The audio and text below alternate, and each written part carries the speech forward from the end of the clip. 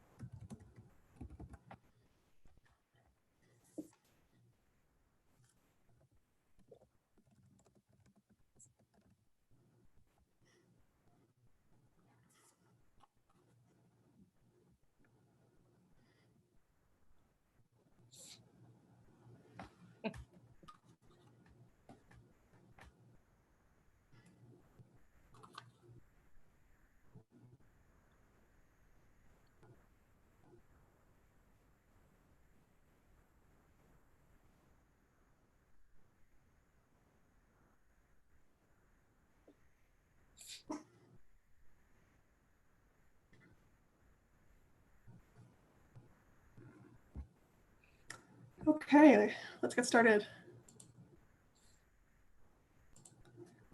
So, welcome everyone to Kiskinohamakewi, Wichihitowin, working together in education. So this is the session starting at 2:30, and this is a joint session between Mushkegowuk Council staff and the Archives of Ontario. And just gonna start with some introductions. Wichihitowin, Lorraine Sutherland Indigenous Hasen, Adawapskit First Nation Man Dushjin, Shagut North Bay Ndishithan, Nista and Dabitisan, Mushkegowuk Education, Mushkegowuk Council, Regional Assessment Lead, Ndishaptisan. Hi, my name is Lorraine Sutherland. I'm from Adawapskit First Nation, but I reside in North Bay. I work for OE, Mushkegowuk Education at Mushkegowuk Council as the Regional Student Assessment Lead. Thank you. Thanks, Lorraine. I'm Allison Little. I'm the Senior Coordinator Education Programming and Exhibitions at the Archives of Ontario. I live in Toronto, and I work with exhibitions and our outreach and education programming at the Archives, and think a lot about how we use the historical records to tell students about the past in the province we now know as Ontario. And we're also joined today by our wonderful support team from the Archives of Ontario. We have Daniel Manning, an outreach officer there, who will be working with our CVent connection and managing and our Zoom connection, and also from Mushkegowuk Education, we are joined by Christina Nielsen. So thank you both, Christina and Danielle, for your support in preparing our presentation today and helping us run the session right now. We couldn't do this without you. All right. Now, as we look at this photograph from the Archives of Ontario of Whitefish Falls into Missinaibi Lake in the Algoma District, I'd like to speak about how, as the provincial archives and the second largest archives in Canada, the Archives of Ontario seeks to engage Ontarians with a specific type of documentary history. Yet we recognize that telling narratives from the past can take many forms. Many of these predate the histories captured by the records housed in that building, the archives. Many cannot be told based solely on the records that we preserve. And I'm joining you today from, and the Archives of Ontario site sits on the traditional territory of the Huron-Wendat, the Haudenosaunee Confederacy, and most recently, the Mississaugas of the Credit. And it's been the subject of many agreements to peaceably share and care for the resources around the Great Lakes, including the Dish with One Spoon Wampum Belt Covenant between the Iroquois Confederacy and the Confederacy of the Ojibwe, and Treaty 13, which is also known as the Toronto Purchase.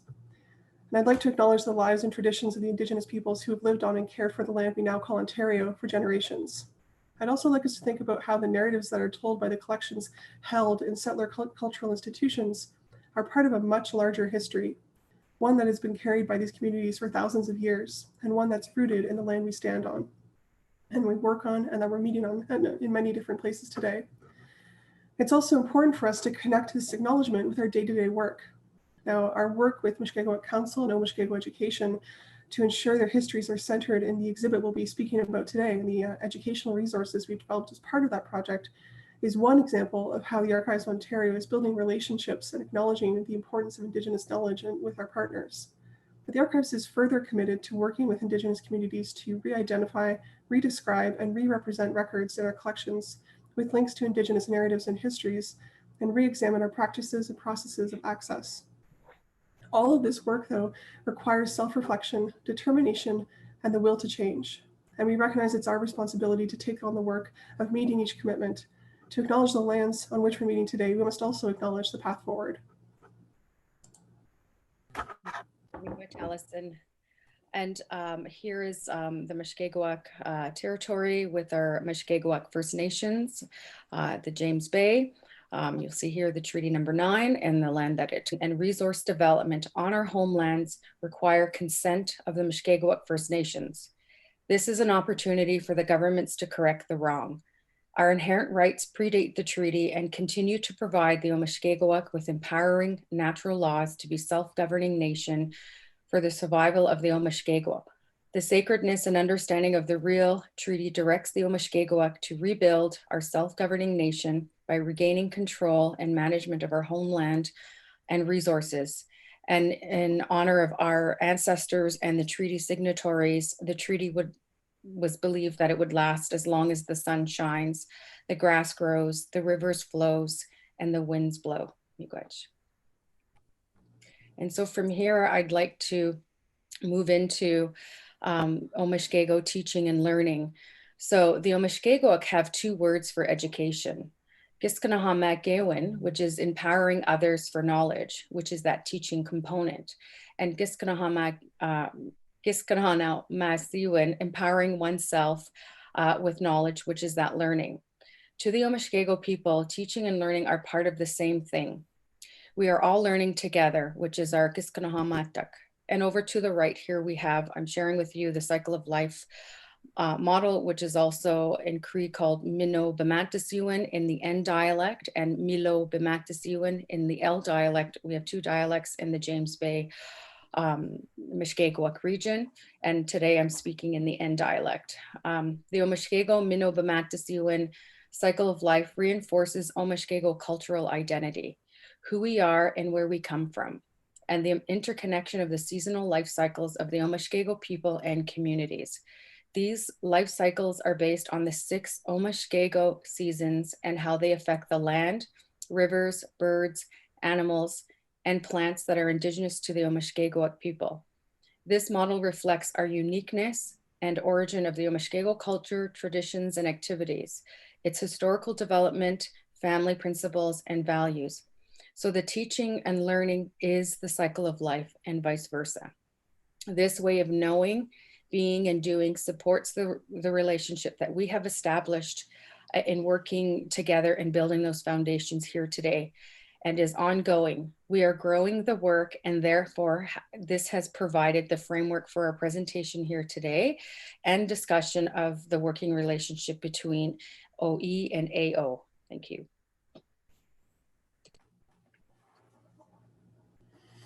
So I mentioned earlier, working together and building those foundations. I wanted to speak quickly to the importance of, the need for treaty awareness, is so important on so many levels for everybody. So I wanted to start off by saying that treaty is in all of us, that treaty is about that teaching and that learning. Because of residential schooling in Canada, Omishkego history was hidden.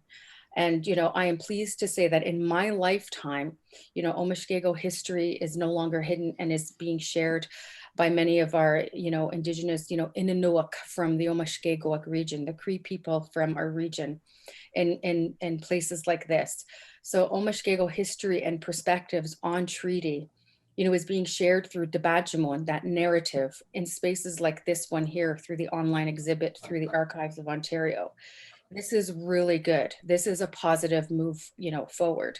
So treaty is about understanding those relationships, with yourself, with others, with community, that nation to nation building, and the ancestors, that have come before us, the people that are here now, and the people that will come after us. So ultimately at the end of the day, treaty is, about sharing land. So thank you.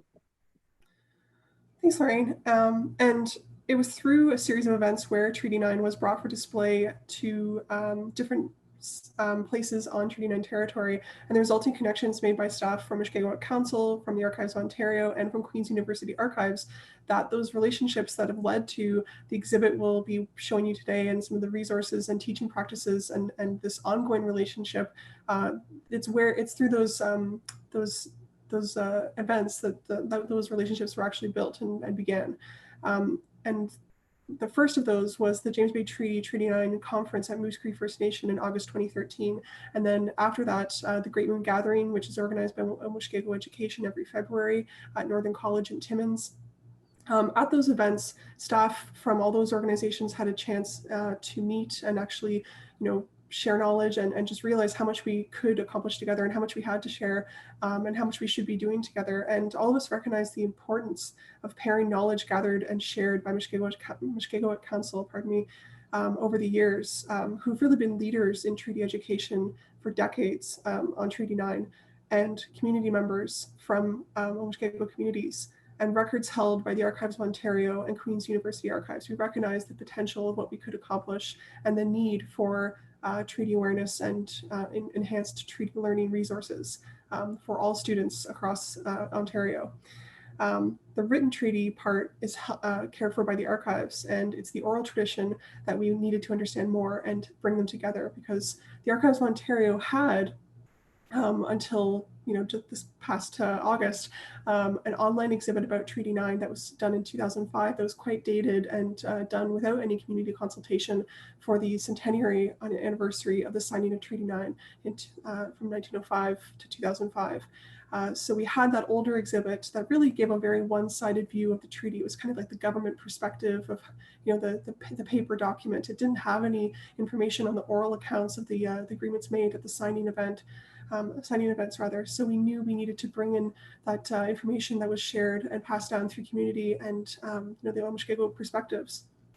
So that led us to working together on revising that exhibit, and we worked for 15 months as a 3-partner team, and then just this past August launched the exhibit. And it worked out because the exhibit relationship was built on a series of relationships that were built on mutual respect and a lot of flexibility and working with each other's timelines and needs of the partners. Our timeline shifted and didn't have a hard launch date. We really were flexible in trying to respect what each partner needed and the realities of working with exhibit partners that have different priorities and need to accomplish different things throughout the year. So we didn't say it has to launch on this date, and it worked out that the exhibit launched on August 9th, 2020, which was exactly 120 years to the day that the treaty was signed at Moose Factory on August 9th, 1905. So we did not plan for it to launch that day when we started out the project, but it worked out that way. That was the day that worked for all the partners, and that was the day that it ended up being when it would suit our calendar. And so it ultimately, with partners working together and mutual respect, some of these things can turn out very wonderfully to have these fortuitous these launch dates and these kind of wonderful results. So it was meant to launch on that date. We truly believe that. So yeah, this new exhibit just launched this past August, and I'm going to do a walkthrough of the exhibit now, which I'll take you to by sharing a new screen.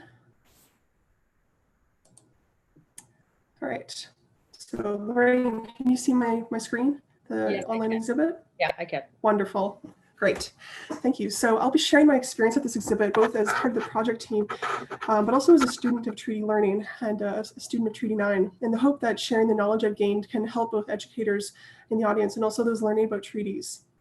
So here we're on the exhibit homepage. And this is a good place to start, of course, but it's also something that often gets missed and just kind of skipped over, the homepage. Who really looks very deeply at these. I'll pause here, though, because we just came from talking about the importance of relationship building and the connection and partnership between Wichihitowin Council, Queen's University Archives, and the Archives of Ontario.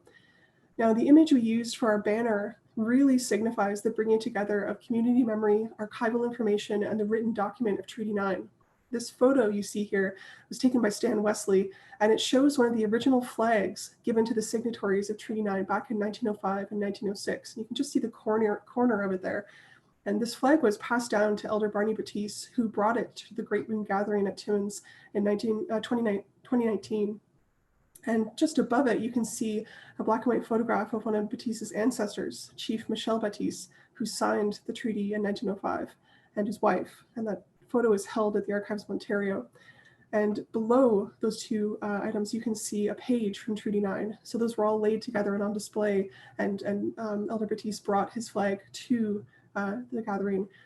We felt that this photo and all those items together really exemplified the relationship between all the exhibit partners and the potential for learning and sharing information about Treaty 9 that can happen when all of us came together. So this page in the exhibit is a place for us to introduce everyone who will be speaking in the exhibit, all three partners, and to explain why we came together to refresh an older, outdated, and, as I said, pretty limited, one-sided online exhibit. Now, this page also lays out the purpose of the exhibit, which is creating space for Omishkegowuk perspectives about Treaty 9 and its impacts, alongside information about the written treaty document and other related archival records, incorporating the recent re-identification of the McMartin Diary and its importance, and to also become a continuing source of information about Treaty 9 related learning going forward. Now, this page also includes the first prompt question of the exhibit, which we have one on each page, and it links out to a map showing treaties across the province. You can see here, click to find out which treaty land you live on. Now, this is important to pause here because when we first began working on this exhibit project, we at the Archives thought it would be necessary to have an introductory page of the exhibit exploring different types of treaties that exist across the land we now call Ontario. Because we have this province-wide scope at the Archives, we sort of get in the mode of thinking of, okay, how do we make this relevant to this part of the province or this part of the province? You know, it's kind of the mindset. One of the earliest drafts of this exhibit had a page where we talked about the Royal Proclamation of 1792 and wampum belts and oral treaties and written treaties, you know, as a way to introduce our broad public reader to the idea that different types of treaties have been in use across these lands for many, many years. However, our colleagues at Mushkegowuk Council quickly pointed out that these other styles of treaty really have nothing to do with Treaty 9 territory and Mushkegowuk people. By including an introductory page with all these different types of treaties, we would lose the specificity we needed. And being specific is what counts in an exhibit like this one. The James Bay Treaty is a unique agreement between nations, and unlike any other treaty in this province. Trying to make it conform to a comparison to those found in Southern Ontario is a stretch at best and disrespectful at worst. So I'm really grateful for the guidance we received from Lorraine, Christina, and from Doug Chichu, as it really brought us into the right headspace to work on this exhibit together. And a final note before we move forward, I'm really excited that this exhibit includes Inanmoin. This is the first time the Archives of Ontario has included Cree in our exhibits and any of our projects, and it's not the last. So we're very pleased to have worked with Greg Spence from Fort Albany First Nation on the translation. So I'll move ahead to before the treaty. And on this page, as I understand it, explores Omishkegu worldview, specifically as it relates to the land and ways of knowing, living, and doing on the land. This page of the exhibit is incredibly valuable to me as a student of Treaty 9, as I grew up in Southern Ontario, and so I didn't learn very much about Rupert's Land, the Protection Pledge, and the control exerted by the Hudson Bay Company on the James Bay watershed. So I'll draw your attention to John Kerry's 1807 map of Upper and Lower Canada that we've included here, which also illustrates a lot of territory outside the Canadas. I found it really helpful to be reminded that while this exhibit is focused around a treaty in 1905, 1906, what we're talking about goes back to 1670, was documented in the early 19th century, has roots in the 1870s, and continues to this day. It stretches across the years and requires primary sources from across the years so that students can think across eras. So as a student, a map like this provides context I need to learn about the creation of the treaty. And as an educator, it gives me the tools I need to effectively teach my students about the creation and impacts of Treaty 9 and help them ask questions to learn more. Now we'll move on to making the treaty. So making the treaty, here we discuss and show both the journey taken by commissioners and their party to bring the treaty to different trading posts and stops in 1905 and 1906. but also the challenges created by the lack of translators and deliberately misleading statements or obscuring of the written treaty's contents by the commissioners. So I'm just going to zoom through the content. And of course, I encourage you to come back and read through it in detail to this spot here to point out a few records that provide a different entry point for learning about Treaty 9. In the treaty records section, we have a photograph of Edmund Morris, who was an artist who accompanied the Commissioners' Party in 1906, and it's showing him sketching Ojibwe chief Kiskinohamakewi at the Chapleau stop. We were able to reunite this photograph from our collections with the pastel sketch he created at the Chapleau stop. Encouraging, and that's from the Royal Ontario Museum. We were able to, encouraging your students rather to link photographs and artwork is another route to examining layers of experience in the past.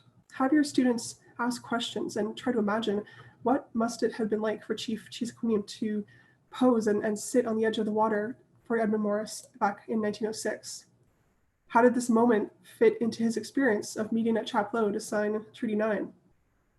It's grouping primary sources like these and making treaty learning personal and relational that can engage different learning styles and support student-led inquiry. So then we move on to after the treaty signing. Here we attempted to provide glimpses of some of the many and ongoing impacts of Treaty 9.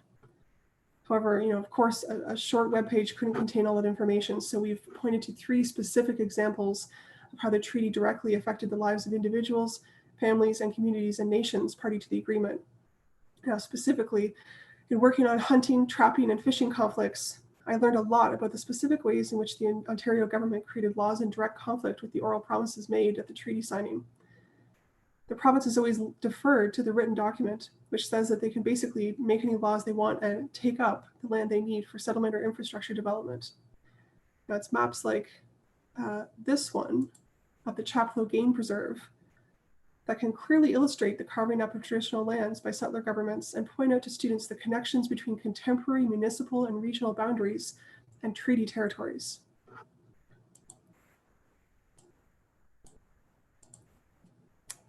And now a diary uncovered. On this page, we show the diary of Commissioner Daniel McMartin, which supports the accounts of elders passed down through community of the oral agreements made at treaty signings.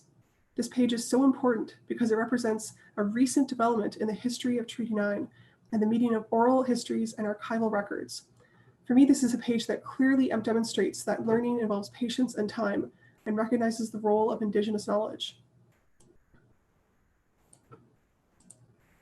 And here on a living document, we show how the relationship between Mushkegowuk Council, the Archives of Ontario, and Queen's University Archives continues to grow through display of the treaty. We also show how staff at the archives care for the written treaty and prepare it for travel. This is part of providing further entry points for learning about the treaty. Rather than focusing only on the historical narrative of the treaty's development, there's also a path to learning about the treaty through its physical journey and properties. And finally, further resources. This is hopefully very helpful to everyone in the audience. Here we provide all of the sources and information our project team used to write the exhibit, along with educational tools used by, developed by Mushkegowuk Education and the Archives of Ontario. This page is meant to be regularly updated and an evolving list to demonstrate that learning about treaties is always changing and bringing in new resources and new knowledge. We're planning to add new materials regularly and wanted to act as yet another hub for learning about Treaty 9. You can see here right at the bottom, we have education guides with lesson kits and resources from several different sources. So I hope this gives a sense of how I view the exhibit, both as a student of Treaty 9 and a member of our project team. I believe that this narrative I've shared and the knowledge I now carry with me can model the kinds of narrative building we can encourage in students as they learn about treaty. As teachers, we can encourage them to gather information, learn how the aspects of treaties connect to their lives and histories, and retell that narrative to others as a way of passing on the information. And with that, I'll return to our slide deck and talk about a framework for guiding treaty learning.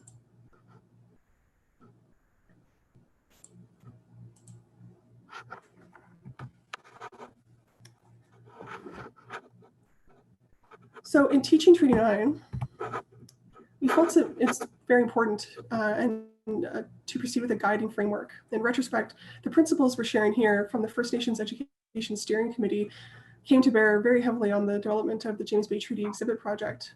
We went into working on this project with reciprocity, wanting to learn, with mutual respect, and so these automatically became the tenets of our working relationship. And we felt they were absolutely essential to teaching treaties in the classroom as well. So that's why we're sharing them here today. When you have these already in place at the start, it allows for a relationship between project team members, but also between teachers and students and their classmates to grow and build and develop offshoots. So Lorraine and I have both chosen one of the principles that we think means a lot to us in our teaching. So I'll tell you about them now. So for myself, the first one is highlighted in bold. It's bolded there. So it's learning ultimately supports the well-being of the self, the family, the community, the land, the spirits, and the ancestors. So everything that I do in my life, in my work, as an educator and as a learner, these are the principles that guide the work that I do. So these ones are they're all important, but this one is what stood out for me the most. Agreed. Thanks, Lorraine. I mean, I agree. They're all very important. And as I learn more about treaty, I see each of these coming up. I chose learning requires exploration of one's identity because I do feel it's very important to have a very strong sense of identity in order to develop and share a narrative and to do inquiry and become a strong historian. It's all part of growing the work, All right. Yes, thank you for that, Alice. And thinking about that working relationship, and one of the guiding principle, the first one that I chose there stood out for me because it ties into teaching and learning, and Dabadjimon or Atanakona, which is our oral history and oral tradition of the Omashkegoak. And so as part of that guiding principle, and because treaty, there is the written aspect of it, but there's also that oral promise, that oral tradition. And so I thought I'd share here with you what these words mean from our Omashkego perspective. So Omashkego have always told Dabadjimon or Dabadjimona, which is the narrative or narratives, and Atanakona, which are our legends, to the upcoming generation, the Omashkogo values and the necessary knowledge for survival. So those two go hand in hand. Dabadjimon, or Dabadjimona, our oral history. Dabadjimon are about the lived experiences of individuals, families, and community. They are about the past and the present and the future. So Dabadjimon are timeless and pertain to every aspect of our lives and are acquired and shared by the relationships, the interactions, and the connections we have with one another in the physical and spiritual worlds. Atanakona are the oral traditions and are recognized and accepted as valid sources of knowledge. Together, these sources serve as the foundation of Omashkego history. These sources are acknowledged and used to inform individuals, communities, and nations of what has passed, what is now, and what is to come.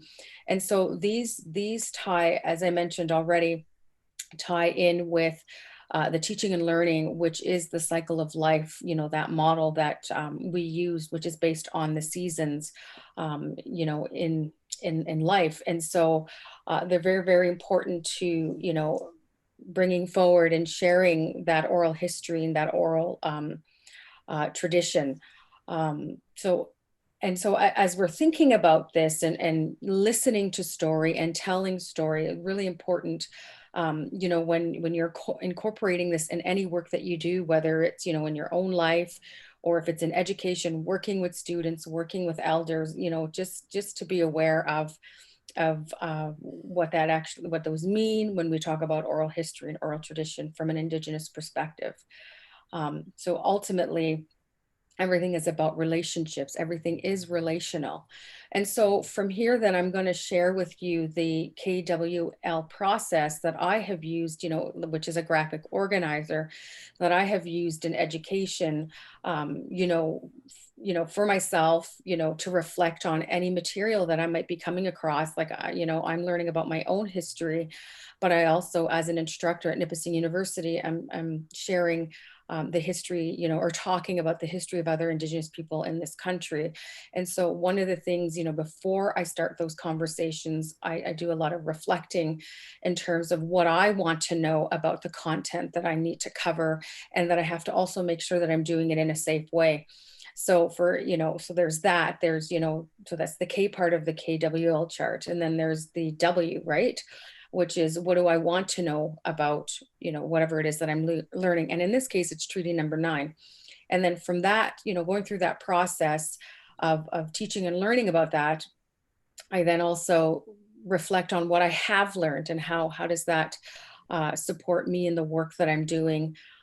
So ultimately, this process has supported me in reflecting, as I mentioned already, my own practice as a teacher and learner, you know, how I approach knowledge, material, how I support my own children, you know, my students, my community, especially in supporting them and learning about their own history or the history of others. So thank you.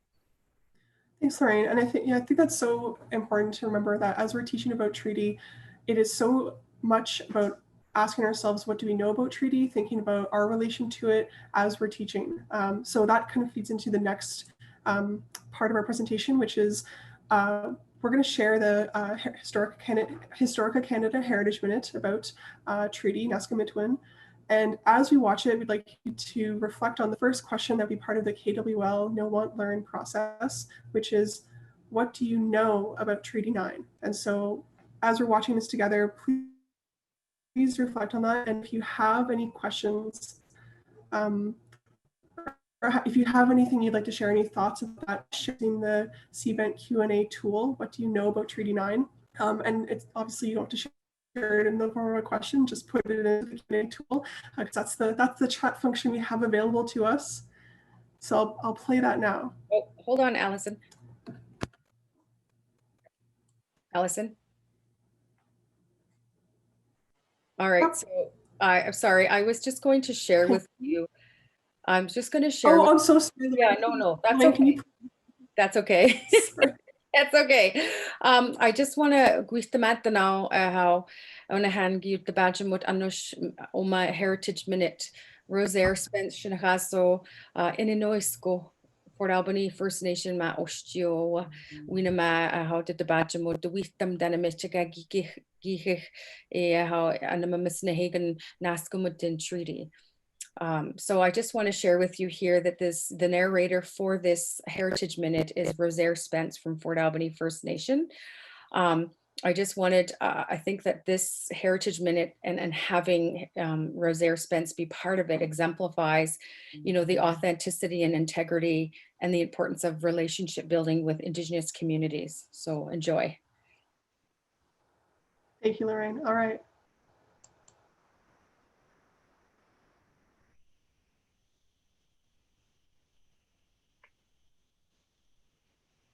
Treaty in Cree is Kiskinohamakewi, an oral agreement, and our agreements were always spoken. For George Spence, the core of treaty was Wichihitowin, to help one another.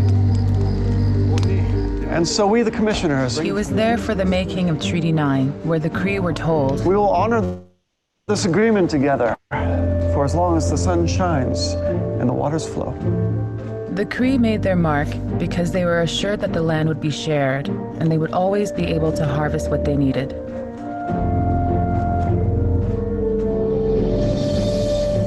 George Spence was my great-grandfather. In his life, he saw many promises of the treaty go unfulfilled. Treaties were essential to the creation of Canada. First Nations still fight for the agreements to be honored. So we've included that Heritage Minute because Historica Canada, as Lorraine said, did a very good job of including community members in developing the content in the final project, you know, including Rosaire Spence, establishing relationships and developing the narrative. And here we're sharing guidelines that Mushkego Education has made available for respecting and honoring elders and knowledge keepers. And these will be included in a supplementary resource document that we're passing on to attendees of this session I've added it as an attached document to our session in Cvent. I'm not sure how easily visible that is to folks. It should be, I added it this morning, but we'll also share the link to it at the end of our session in the slides. And of course, you can email myself and Lorraine and ask for it. Those are sort of the mechanisms we have to share, but it's been added in a few different places. So we are sharing that document and these guidelines there, and amongst other resources. But we wanted to emphasize the importance of establishing relationships as part of teaching and learning about treaties, because it's really about building and maintaining them with community elders, knowledge keepers, and respecting the information that you're working with. Of course, you know, in working with the people who are sharing their knowledge and information with you, you need to make sure that you're being respectful and approaching those relationships with authenticity and integrity. It's also about respecting the information that they're sharing with you and the maintenance and care of that information and the energy it takes to maintain and care for that information and pass it down, and really, you know and respect where that information is coming from. And as educators, know where that information you're working with has come from. So just, you know, taking on guidelines like this and having them be part of your practice when you're teaching about treaties is something that we as educators need to take on board. And this is in direct contrast to the relationships that were not established or maintained by the commissioners at the time of making the treaty, of course. So in continuing with the KWL process that Lorraine started us talking about, after having watched the Heritage Minute, we'd like everyone to reflect on the next question of that process. What do you want to know about Treaty 9? And feel free to share those questions or those thoughts in the Cvent Q&A tool. So thinking more about how to actually bring Treaty 9 learning into the classroom, of course, we've shared guidelines and our own thoughts as educators, and what it means to us to talk about treaties and learn about treaties.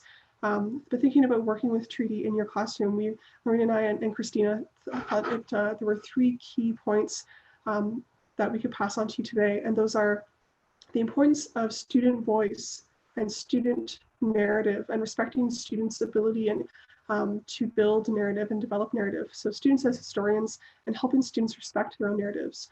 The next is active listening to students. And active listening, encouraging students to actively listen to everyone, active listening to Misiwe.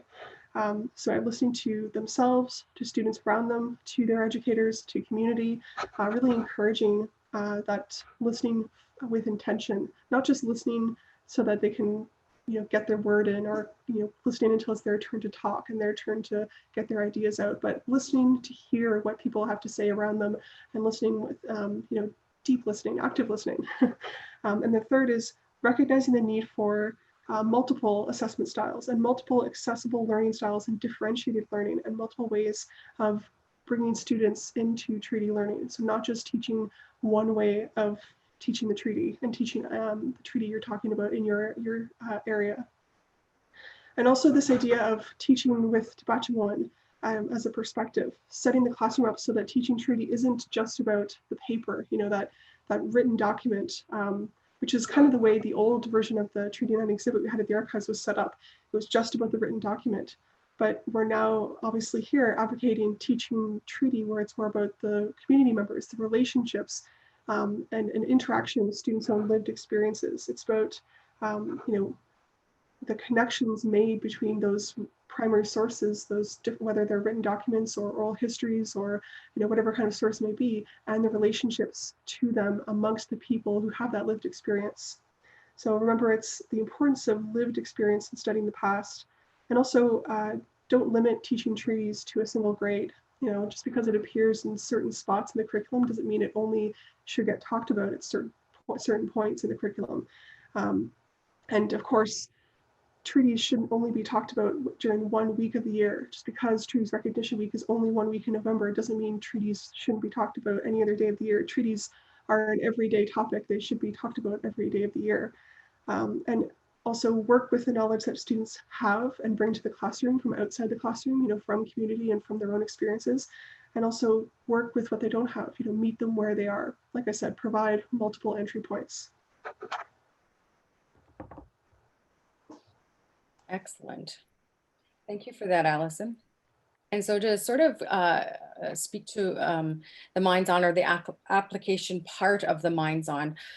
This document here is a section taken from our stories, which is their literacy, integrated literacy units from grades 1 to 8 that were created, from the Omashkegoak perspective. And this one here is from the grade 8, and it's task 2, specifically on speaking, listening and speaking to our storytellers and stories checklist. And this also can be found in the supplementary resources document that Allison mentioned earlier. So this is just, I feel, really important, as I mentioned earlier about reflecting and self-reflecting and thinking about, how I'm conducting myself, in a situation or in a space, right? So we need to remind ourselves of what is appropriate behavior for listening and speaking to each other, to our guest speakers, to our students, to each other, just in life in general. So ultimately, the goal behind this, these checklists was, for educators to keep this in mind for their own practice, but also to model that for the students that they're working with, and then they in turn model it with one another. And so ultimately, it's about identifying good listening and speaking skills required for learning, teaching and learning. They provide an opportunity to reflect on thoughts and feelings about the listening and the speaking to story, and the storytelling session, if you have people come in, or even when students are sharing their own debajimon, their own lived experience. So that could be before, during, and after that process. So these are some of the key words that I like to use when I'm modeling, or even when I'm just thinking by myself. When I listen, I know that I do this, or when I'm speaking, I know that I do that, right? So these are just ways to support you in, using Debajimon, as a method. It really is a method at the end of the day, or a strategy, if you want to call it that. So these checklists can be used, by you with your students, as a guide for listening and speaking to storytelling in a good and respectful way, because ultimately they are relational. So thank you. And of course, as I mentioned earlier, I'm an educator as well as a learner. So I wanted to speak to, examples about, education and Treaty 9 and how they're related. So education is a treaty right. The signatories to Treaty Number 9, like my ancestors, believed that by signing the treaties, they could continue to speak their language. Children could receive culturally relevant education from their extended families and live on the land with their families intact, regulating themselves and living in relative freedom or independence like so many generations before them. And this is something that we still believe today when, we understand, those oral promises that were made in the treaty at the time, leading up to and signing of the treaty, and of course afterward. And so, I wanted to share here, I have Shannon Kostadjian on the left, who is from Attawapsket First Nation. She was a grade 8 student who, with her classmates fought for a school, to be rebuilt in Attawapsket. Because, as part of her family and the teachings she's received, she understood that that was the case, that treaty was a right. And so she was part of that. And when we were considering, including Shannon Kostadjian in this exhibit, we reached out to her family to include, her in the exhibit. And so when we're reaching out and, communicating with family and explaining to them why we wanted them, Shannon, to be part of this exhibit, they were happy, and we're glad that her legacy was continuing in this manner. So this, by doing that, it exemplifies the importance of that reciprocity or reciprocal, relationships. And so that, I wanted to share that here because she is part of the exhibit. We do mention her, she is there. And then over on the right-hand side, I am a part-time instructor at Nipissing University, and I've been doing that for about 8 years now in the summertime. We, often go on, into the university, and it's, courses are taught over a 6-week period and blocks of 2 weeks. So the courses are about 30 hours in length. And this is a program that's for students, Indigenous students that want to get their teaching assistant certification. And I'm a graduate of this program too, and then went on to university afterward to obtain my Bachelor of Education. But ultimately, we're in week 7 now of 8 weeks. Normally I teach this course in the summer, but because of COVID, it's been kind of changed up a bit. And so I'm having to teach it online, which is very different for me, because I'm used to, and it's a first-year history course, an introduction to Indigenous Canadian studies. And so, as first-year students, leaving the community and coming, to Nipissing University, often, there is support and reassurance that is, needed, I find, with first-year students who leave the community, who may not have been to a post-secondary institution. So I end up, speaking to a lot of different content, from this, the start of, contact to, current issues. And so this week is assignment 7, which is week 7. And I asked students, and I was so glad that this exhibit came out when it did, because I asked my students to explore this. And this course this semester has been really about self-directed learning and students working with material. So one of the first assignments that I get them to do is to tell me who they are and where they're from, because I think it's important for them to situate themselves in relation to others in the course, even in their own community. So I always start with that foundation piece and support students in building in a good way, their history, because some of this material is upsetting and traumatic, when they're learning about residential schools, for example, and then having to take them through that and understanding those policies that, made those things happen in our communities. So ultimately, I'm always, wanting our students to learn, to expand their own knowledge, and then to share that Dabadjimon that they've learned. So that's really, really important. And I thought I'd share that here because it's so important to know about treaty. So thank you. Thank you, Lorraine. And following from that, it's so important to know about treaty. I think at the archives, we wanted to take the experience of working with Wichihitowin Council and Queen's University Archives on the exhibit and see how we could develop educational materials and resources that would work with the treaty in different ways. So we've got some educational lesson kits and we'll be developing more. One of the first ones we built was for geographic learning and with geographic lens. It's called Height of the Land. It's a lesson kit that's now on our website. And here we took the lessons learned and along with a geographic approach to treaty learning to have students examine communities in treaty line territory and think about relationships between those communities and the land, and use different mapping tools, different data available to really look at the kinds of resources, natural environment, and surroundings of those communities and what it means for the relationship between the treaty territory and the people who are from those communities from sources that are from the communities, not just government sources and secondary sources, but use primary sources from community members and do the research to find them. So it's an incredibly interesting lesson kit to take students through.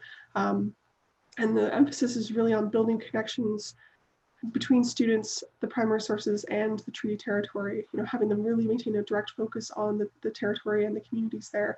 And for an educator, I'm really hopeful to see how this changes every year when you teach it with students. The information that they bring back as part of the project and the research done will change every year because of the primary sources being created. So this really emphasizes that treaty learning is incredibly dynamic and always changing, and we're always learning new things about treaty territory and treaty relationships. And it is very relational because of it's about people and it's about relationships, even when you're thinking about it with a geographic lens. So that's a new resource we've created, and I'm really excited to see how it gets used. Because primary sources can do so much to help students connect to the past, especially maps.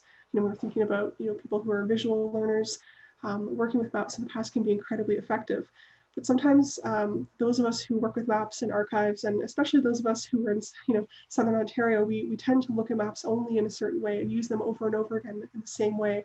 Sometimes we need help looking at them with a new perspective, and it can really just be a matter of looking at them in a different way, or maybe looking at them side by side with a new map, maybe flipping the map around, or looking at them side by side with a map created from a different perspective, comparing them and contrasting them with maps of a different territory. Doing that with students can generate really interesting discussions about how and by whom our understanding of land, direction, landmarks, and boundaries are shaped. So I think using treaty and treaty learning as a lens and a tool and a gateway for those kinds of discussions is an amazing avenue of possibilities. And again, really emphasizes that this isn't just something you teach at one point during the year. It's something that you weave and continue to teach throughout the year in all different subjects. So with that in mind, again, thinking about best practices and guidelines, we wanted to emphasize that there are a lot of things to keep in mind when teaching treaty. And one of the things we wanted to pass on were best practices of treaty education to proceed with authenticity and integrity. And these are some guidelines that we think hold true even when making use of, or especially true when making use of a lesson kit or a resource or material from an institution that seems reputable or passed on from a colleague. It's really the onus is on us as educators to do our due diligence to confirm where and how the information in that resource was obtained, and how, especially when Indigenous knowledge is involved, how it was obtained, where it was brought in from, whether that was done ethically and with equity. Following protocol, it flows directly from the framework and guidelines we shared earlier. This is learning that recognizes the role of Indigenous knowledge. It's holistic, reflexive, reflective, experiential, and relational. And that supports the well-being of the self, the family, the community, the land, the spirits, and the ancestors. So this is what we're talking about when we say that treaty learning is relational, and it needs to take all these things into consideration. Teaching treaties, needs to be done responsibly and with knowledge of where that information you're teaching came from and how it was obtained before you pass it on to students. So it's important to recognize that protocol for working with Indigenous knowledge and with elders and knowledge keepers will vary depending on where you teach.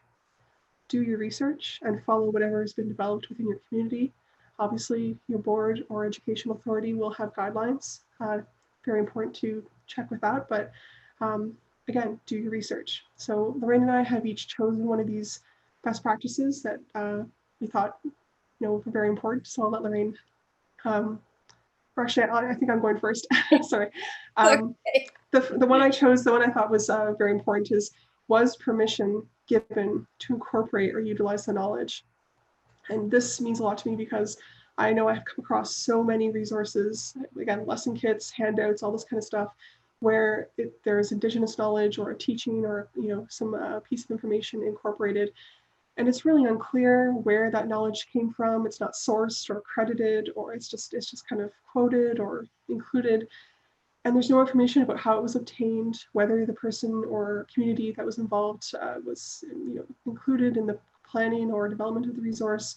It's just totally unknown how it was included. So it's very important, especially on the line of work I'm in and where I work, to know the source of the information and know that what you're working with was done and created with the input and involvement of a community or an individual who has that information to pass on and was involved with that. Yes.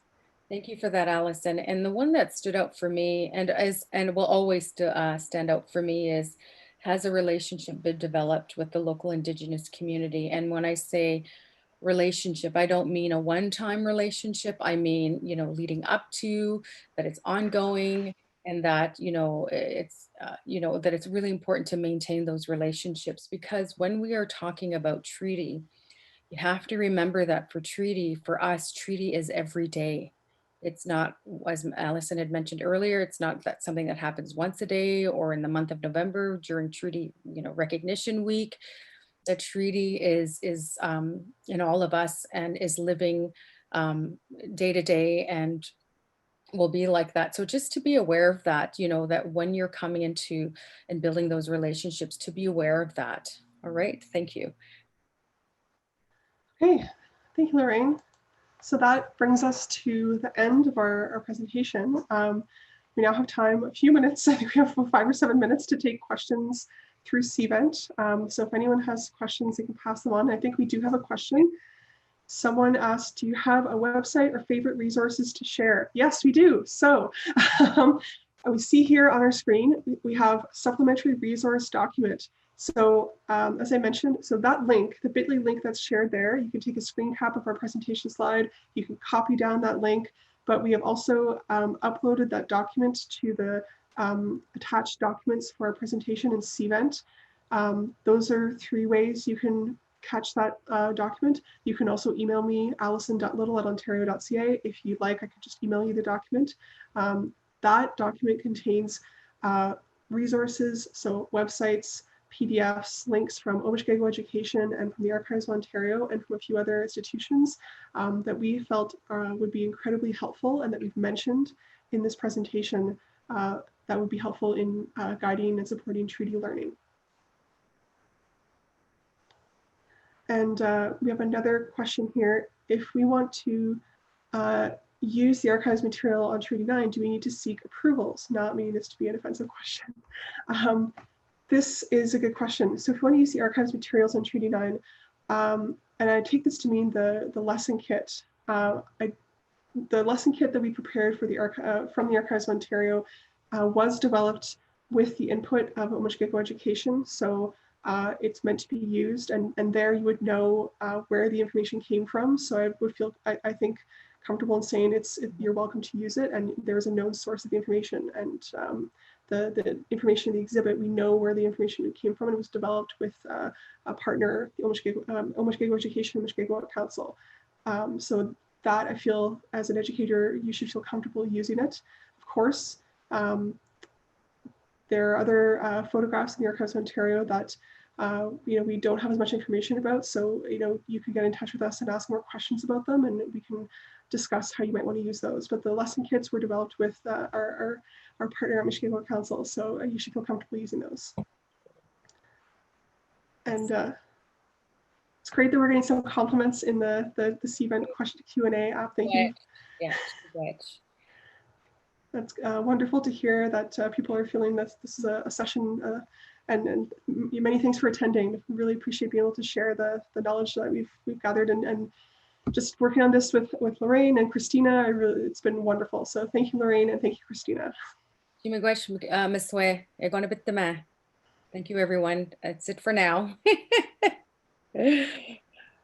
Wonderful. I think we're getting close to the end of our time. So if you have any questions, you see our emails there, please get in touch with myself or Lorraine, and follow the Archives of Ontario on Twitter or on English and en français, on Facebook, YouTube. Please visit the Michigan Council website for any resources that they share on their website there. And in the supplementary resource document, you will see a KWL chart. Please, we encourage you to fill out that chart if you're so inclined with the questions and any reflections you had, and send them to oe@michigan.ca. We'd really appreciate any input like that. And if anyone else there is still listening, if you do use the James Bay Treaty exhibit in your classroom with students, we would love to hear how it gets used and hear of any examples of how it's used in your classroom.